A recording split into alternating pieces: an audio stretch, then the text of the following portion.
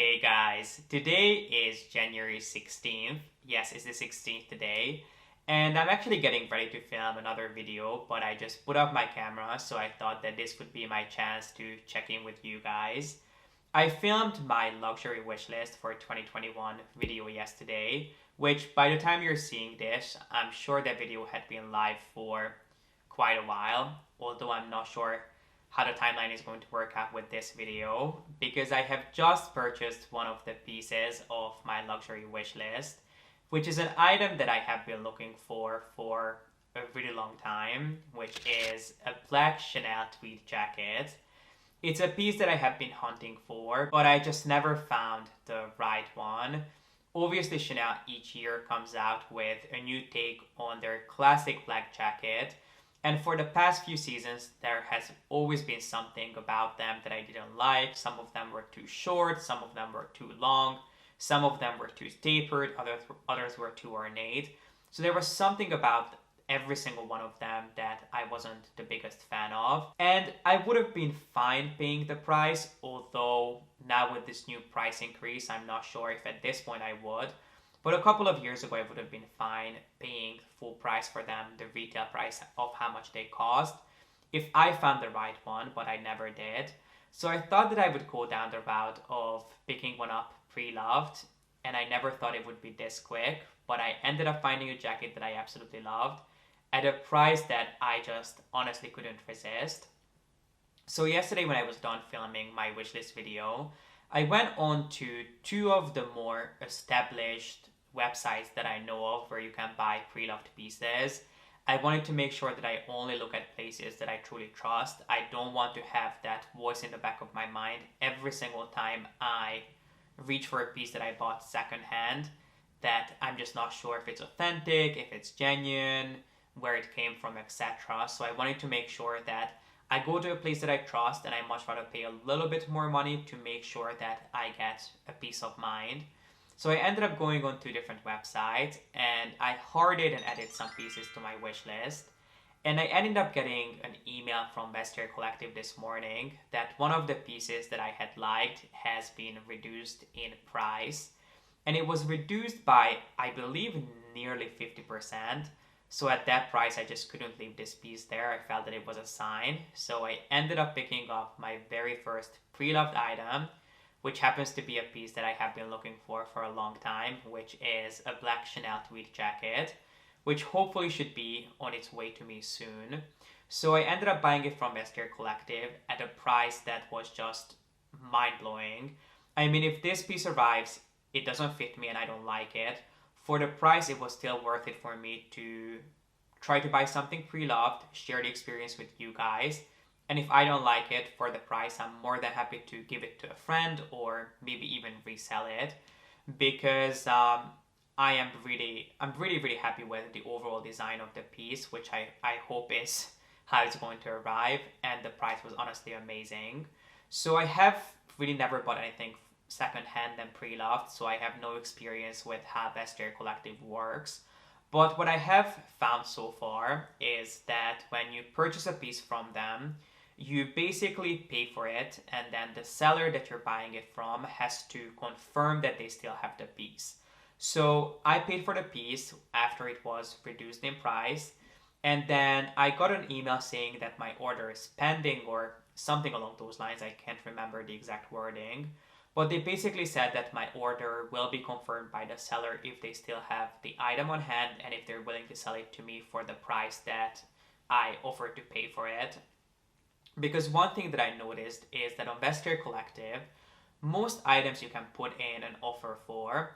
So let me give you an example. For example, let's say that an item is being sold for $5,000. It's not the case with the blazer that I bought. I'm just giving you a number. It could be $100. But let's say there is something on sale for $5,000, but your budget is only $4,000. You can put in an offer for $4,000 and wait to see if the seller accepts it, if they give you a counter offer, and then you can go back and forth and negotiate. With this particular piece, it wasn't an option for me to put in an offer. I could only buy it for the price that it was advertised at. which I'm not sure why that was the case. It's either because it has been reduced in price, or it might have been that the seller didn't want any sort of negotiation going back and forth, so they didn't allow that to be an option. I'm not sure if you're more experienced with Vestiaire Collective. Maybe you can let us know down below. But what I noticed is that on this particular piece, it wasn't an option to put in an offer. And to be really honest with you, I wouldn't have done it anyway because it had been reduced by so much at this point that I would have felt bad even trying to negotiate that further. But I noticed that this piece has been on sale for quite a while, and I think the reason why it hasn't sold is because it's actually a men's piece. It's one of those rare Chanel men's pieces. Chanel, they do men's pieces every once in a while. It's quite rare that they release some pieces in certain collections that are specifically made for men. And this, I believe, happens to be one of those. So I think that might be the main reason why it hasn't sold, which for me, it happens to be perfect. But I ended up buying it today, this morning, and then I got that sort of pending confirmation email from Vestiaire Collective. And within a couple of hours, I ended up getting an email from the seller that they accepted my, I guess it wasn't an offer, but they accepted me buying their piece. They still indeed have it, so they will be able to ship it to Vestiaire Collective. Because the way it works with them is that I believe they authenticate pretty much everything you buy through them. I think you can achieve a point as a seller where you don't have to send things through them because you are sort of a trusted or an expert seller, and you can just basically, they allow you to directly send pieces to the customer, which I personally wouldn't have wanted because I am not qualified to authenticate my own pieces. I have been appreciating and buying luxury pieces for a long time, but I'm nowhere near trained enough to basically authenticate anything. So I'm glad that it's going through an additional stage of people reviewing it. So I believe it's now being shipped to Vestiaire Collective, which I did have to pay for. So on top of the jacket, I ended up paying just under 10 euros for the authentication, where they basically review to make sure that the piece is indeed genuine. And then I think they also review to make sure that the piece that they're sending matches the description and the pictures that they had online, just so they can avoid people sending in, different pieces than what they had promised when you first purchased it.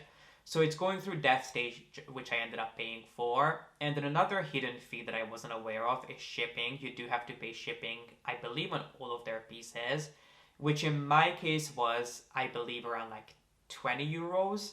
So I ended up paying about 30 for authentication and then shipping on top of the price of the jacket, which I'm perfectly fine with. I'd rather pay that 30 euros and get a peace of mind than to receive something that I'll keep doubting whether that's authentic or not.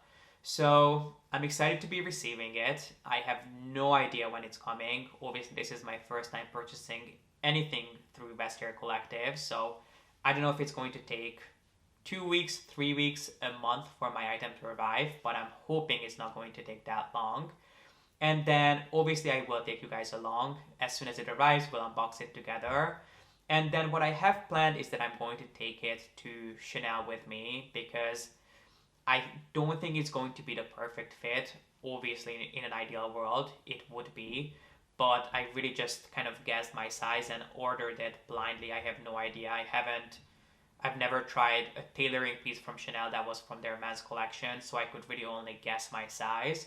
So if it arrives and if it's not the perfect fit, I will take it to Chanel, not only to have it tailored, but also to kind of get a second set of eyes to look at it after Vestiaire Collective has already approved it. I would like Chanel just to check on it, and obviously they will not tell you whether the piece is authentic or not, but if they're willing to tailor it for you, that implies that it's authentic, and if they're not even willing to put their hands on it, that kind of says a lot about where that piece might be coming from. So I'm excited to do that. I have purchased pieces from Chanel. I've never purchased a tailoring piece, but I've always been told that as long as you have a Chanel piece in your collection, it can be tailored, as long as it's authentic. It doesn't matter where you bought it, how old it is, Chanel is able to tailor it for you. So we'll go and see how that experience works out. I'm not sure about the service and whether I'm going to have to pay for it or not. I doubt that they'll charge me for it, but if they do, I'll be happy to pay for it. And I'll be able to tell you guys all about it. So this was the first segment of my little video. I wanted to catch up with you guys and tell you what's going on. I really didn't expect to pick up this piece so fast, but when it was reduced in price, I honestly couldn't leave it there. I felt that it was a sign, and as I said, even if it doesn't work out in the way it looks and how I like it, I don't think I can return anything to Vestiaire Collective, but hopefully it works out for me. And I'll see you guys back here when my package arrives from Vestiaire. It's been about 10 days since we last spoke about my Chanel jacket. It's been about, I think 9 to 10 days that I ordered my new Chanel jacket. And this envelope has just showed up, so I wanted to quickly open it with you guys before I drop this off at the dry cleaner. Now, something that I have to tell you is that I was pretty surprised when this all wrinkled up envelope showed up at my front door. I was expecting something, I don't know, different. Obviously, I wasn't expecting a Net-a-Porter quality box, but I was expecting a little bit more considering that I spent about 30 euros on shipping and authentication. So, I don't know, we'll see what's on the inside. I have ripped the envelope open, but I haven't actually looked on the inside, so we'll see if maybe the jacket is nicely wrapped up. I have no idea. But for 30 euro shipping and authentication fee, I don't know, it's not off to a good start, but let's see. So, this is what the envelope looks like. And it seems like that the jacket is just shoved in there. Not even a piece of tissue paper. But if the jacket is nice, we'll forget about that. So this is the jacket, which does feel actually really nice. This is my first time actually touching it and feeling it and looking at it. So we'll see. And then let me see if there was anything else in there. There was a little ticket, which is a delivery note inspected by someone, and it was inspected on January 21st, 2021. It was deemed to be in very good condition, matches item description, which is great, and origin has been verified. So I guess that refers to the fact that it's been authenticated. I don't know, it's a little bit worrying that they didn't use the word authentic, they used that the origin has been verified. I don't know about you, but that is just a little bit interesting. I would have felt more comfortable if they said, oh, this piece has been authenticated. I'm sure it's for legal purposes, they cannot say that. But it's just something to keep an eye out for. I don't know. Interesting. But let's have a look at the jacket and see what it feels like. I don't know if I should keep this ticket. Maybe I will. So let me put the envelope away. And this is the jacket I ended up picking up, which is in this thick kind of tweed-like wool fabric. But as I mentioned, this is from the men's collection. So it doesn't really have any sort of detailing or any sort of decoration on it, which I will be sure to update you on once I get this jacket back from the dry cleaner. I have found some things and learned some things along the way of buying this jacket, but it does feel pretty good quality, and the size, just looking at the shoulder, the width of the shoulder, I think it's going to fit. I'm not going to try this on. I'm going to take this directly to the dry cleaner. It really doesn't have, it doesn't seem dirty, and it doesn't have a smell. If anything, it smells like Chanel No. 5, to be honest with you. But I still want to just, drop it off, have it cleaned with everything going on. It does have the Chanel label in here, which will touch on all these details, but the Chanel label is in there in case you're interested in doing your own authentication. I would appreciate it because I am not a Chanel connoisseur by any means. And then, it seems to be in pretty good condition. What's interesting about this jacket, what I actually do appreciate, is the fact that it doesn't have any of the ornate Chanel buttons. Instead, it has these snap closures, so the buttons are actually hidden, and you can close it like this. So from the outside, you can just see the really clean lines of this jacket, which I personally really appreciate. And if I ever wanted to kind of spice it up, I could always buy some vintage Chanel buttons and then put them over where the snap closures are. It has two front pockets. Both of them are intact, which is obviously a good sign. But honestly, I'm pretty happy with it just looking at it. Obviously, I'll have a closer inspection, but everything seems to be really nice about it. The fabric feels really, really nice. Let's go ahead, take this to the dry cleaner, and hopefully it won't be long until we get this back. I can try it on and share even more information with you guys. So I guess I'll see you soon.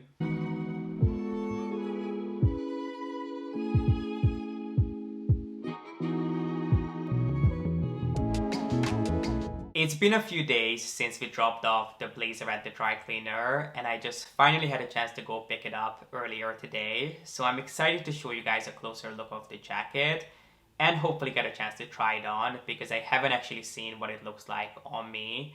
I wanted to make sure that it gets properly dry cleaned and steamed and just taken care of before we start playing around with this. But in case I couldn't show you, in case the look that I showed you earlier in this video wasn't good enough, this is the jacket that I ended up picking up from Vestiaire Collective, which, if I can read the label correctly, it is from the 2008 Autumn-Winter collection. And it's quite rare for Chanel to drop a piece specifically cut and tailored for men. They do slip a piece in there here and there, but it's not really common, so I consider myself really lucky that I was able to find this, because I'm hoping that because this is from the men's collection, it will require much less tweaking and alteration than a women's piece would, especially because it's going to take me quite a while to get a chance to take this into Chanel, because all stores around me are still closed, and it seems like that they will be closed for a little bit longer. So I'm hoping that if this fits, or if the fit is good enough, I can pull off wearing this and, getting a feel of what it's going to be like before I take this into Chanel. But obviously we'll see how it goes. So let's quickly talk about the jacket itself, which, as I mentioned, is from the men's collection, which means that this jacket is going to be a little bit more streamlined and simple than a regular jacket would be from Chanel, which is exactly what I was looking for. So the fabric is this really heavy kind of wool tweed fabric, but this jacket is exactly what I was looking for. I couldn't be happier with the way it turned up. I couldn't have asked for a more perfect Chanel jacket for myself. You saw me in the previous clip opening this, and I was quite surprised by, how this was presented to me. Thankfully, this wasn't my very first luxury purchase, but if it was, I have to say I would have been pretty disappointed, because thankfully this piece showed up in one piece, it arrived safe and sound, and there wasn't anything wrong with it. But if I ordered a piece that was more expensive, if I ordered a Chanel jacket that was, I don't know, $5,000-$10,000, let's say I even ordered a Birkin from Vestiaire Collective, I would have been pretty disappointed if those pieces showed up in just a wrinkled up envelope with the piece just shoved in there without a piece of tissue paper or just anything to even protect it. Which on one hand, I'm happy about, because it means that we waste less materials, we don't have to throw out that much tissue paper, because trust me, I'm the first person to ask for the most basic packaging when I'm out and about shopping. But this, at the end of the day, is still a luxury piece. So I feel like Vestiaire Collective could have done a little bit more with the packaging, maybe put it in a really, really thin box and just wrap this in a piece of craft paper or something that's not really wasteful, something that can be recycled or composted, if we're talking about wasteful packaging. But I feel like they could have definitely done more with the packaging, and I'm not sure if this is the way all of their pieces arrive, or if you buy something that's above a certain amount, they will take better care of it. That was a little bit weird to me, but other than that, the experience has been pretty enjoyable. But without further ado, let's go ahead and try this on and see if this jacket even fits me. And it fits! I really cannot believe how good the fit is on this blazer. Obviously, there are a couple of things that could be tweaked. For example, the shoulders could be taken in just a little bit. And then one more thing that I'm seeing is that it could be slightly hemmed just to shorten the overall length of the blazer. I could do with that. Obviously, you cannot do too much because you have that pocket down here, which you cannot really disrupt. But it is definitely something that could be shortened just a tiny bit. But I'm really pleasantly surprised by how good the fit is on this blazer. It's absolutely something that I'll be able to use and enjoy until I have a chance to take it to Chanel, because currently all stores are still closed around me. So I think it's going to be a month or two until I have a chance to take this to Chanel. But in the meantime, it's absolutely something that I can start enjoying, because the fit on this is obviously not, it's not tailored to perfection, but I don't think it's horrific. It's something that I could absolutely use. And at least that little bit of extra width on the shoulder will allow me to wear a heavier chunky knit underneath it. I ended up just putting it over the cashmere sweater that I had on earlier. And then I had a really specific pair of pants in mind that I wanted to put on with this blazer. I was looking for this pair of jeans that I have from Alice and Olivia that are made of suede. I have no idea where those jeans are, but I think it would be the most perfect pairing with a black sweater, some sort of a knit, this blazer, and then a pair of black jeans made of suede. I think that would be the most incredible look. Because if you're going to do all black like this, yes, you can absolutely put this blazer on with a pair of black jeans and a simple black tee, but it's going to look a little bit too plain. I think when it comes to an all black look like this, you have to play around with textures and different finishes. And I think having three different textures on top of each other, so the boucle fabric, this kind of mohair, frayed cashmere finish, and then suede pants would be absolutely amazing. So I will be sure to look for those. I have not worn those in probably a year or two because I couldn't fit into them for the longest time. And I think I could now, but now I don't know where they are. But I will link them down below because those Alice and Olivia pants are the best thing money can buy. They are so incredibly flattering on every single person I've seen them on. They are expensive, but it's going to be an investment. Anyway, back to this jacket. I love the fit. I think the length of these sleeves is pretty good. As I mentioned, the shoulders could do with a little bit of work. And then, can I button it? Let's see. It's a little bit tight, but I think it's doable. Yeah, I think I could button it in, and it's not like super, super tight. It is not comfortable. It's hard for me to breathe when it's buttoned in. Obviously, I wouldn't really fasten this anyway, but maybe I'll ask Chanel if they can let just a little bit out in the back. It's actually a much more tapered finish than I initially expected. And then obviously, as I mentioned, this comes with the snap closures. It doesn't have any of the Chanel buttons, which is likely because this was designed for men, and men, I guess Chanel assumes, tend to be a little bit more under the radar, which I personally appreciate. But if you find that the jackets that are within your budget, or the jackets that you like when it comes to the fit, the size, and the fabric are a little bit too boring for you, there are a couple of things you can do with this to kind of spice it up. So one thing that I could do with this is go out and get some vintage Chanel buttons. You can find them online, I'm sure. You might already have them from previous pieces that you had purchased. So you could just buy as many as you have, for example, on this one, as many snap closures you have, and just sew them on top. Obviously, they wouldn't be functional, but if you find a similar jacket, you can just have the buttons hanging out here, and you can still use the snaps to fasten the jacket whenever you need to.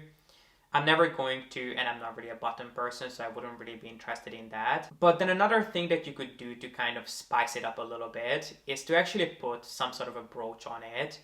Obviously, this is a Chanel jacket, so a Chanel brooch would look lovely on this.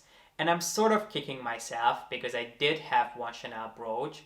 It was probably one of the most simple ones that they make. It was just a double C in this sort of aged, I don't even remember if it wasn't silver, but it wasn't gold. It was kind of this aged metal finish. And then each C had the iconic Chanel chain detail with a piece of leather woven through. And it's a piece that I had in my collection for years, and I never once reached for it.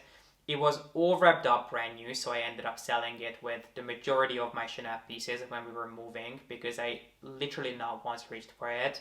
And now it would be perfect. Of course, it always happens like this. But I'm not really sure. I think it could look really cool with a pin or some sort of a brooch. I do have one pin from Hermes, which I could put on this. It's a little dragon. But honestly, I really wouldn't want to mix and match brands when it comes to this blazer. It's a Chanel blazer. And while you absolutely can mix and match brands, I personally wouldn't want to when it comes to this piece. But unfortunately, I haven't really seen a Chanel pin that I liked in the recent past. There was one collection I absolutely loved. It launched quite a few years ago at this point. I believe it was their space-themed collection that had quite a few really cool brooches.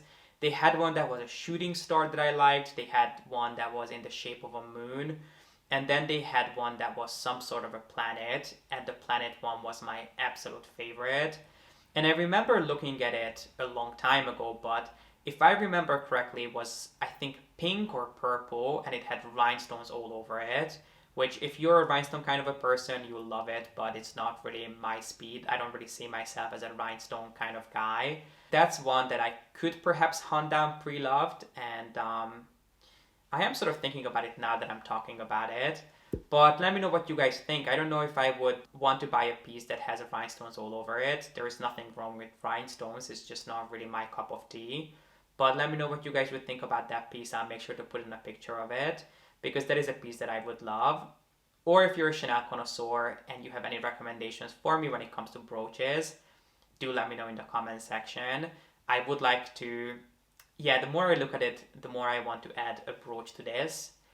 We'll see how it goes. I don't think it's a necessity because I love the simple, streamlined look of this. But this is the blazer that I ended up buying, which I'm really, really happy with.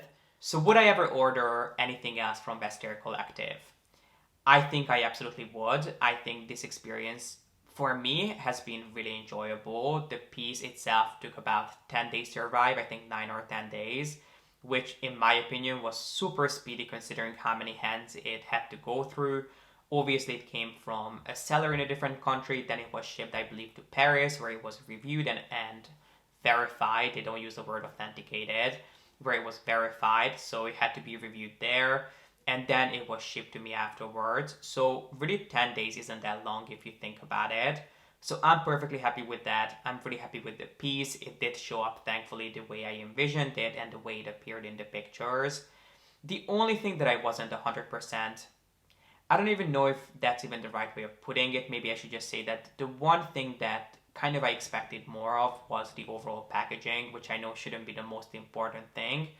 But at the same time, I feel if I bought something more expensive, I wouldn't have wanted it to show up in an old, wrinkled up envelope. I would have appreciated a little bit more effort to be put into that. But really, other than that, the experience, my experience has been great. Obviously, if you're going to buy anything pre-loved or from the secondhand market, you always want to make sure that you do your own research and you only buy pieces that you feel 100% comfortable with. I am comfortable with this particular piece. Obviously, I'm not a Chanel expert, but I am glad that it was reviewed by Vestiaire. And then what I'm going to do is I'm going to take this into Chanel and then have it just slightly tweaked.